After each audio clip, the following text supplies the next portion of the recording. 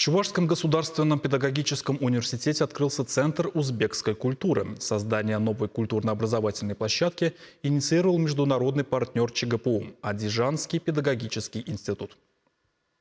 Отношения между Россией и Узбекистаном сейчас достигли высокого уровня. Сотрудничество, основанное на стратегическом партнерстве, постоянно развивается. Благодаря активной поддержке президента Республики Узбекистан Шавката Миромоновича Мирзиёева и президента Российской Федерации Владимира Владимировича Путина отношения между нашими странами динамично развиваются.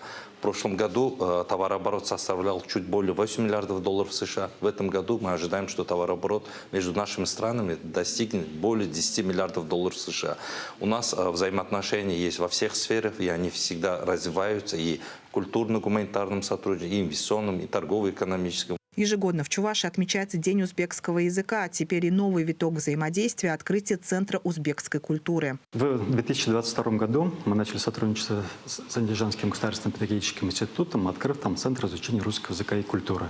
И сегодня ответный шаг института – появление в стенах нашего университета Центра узбекской культуры.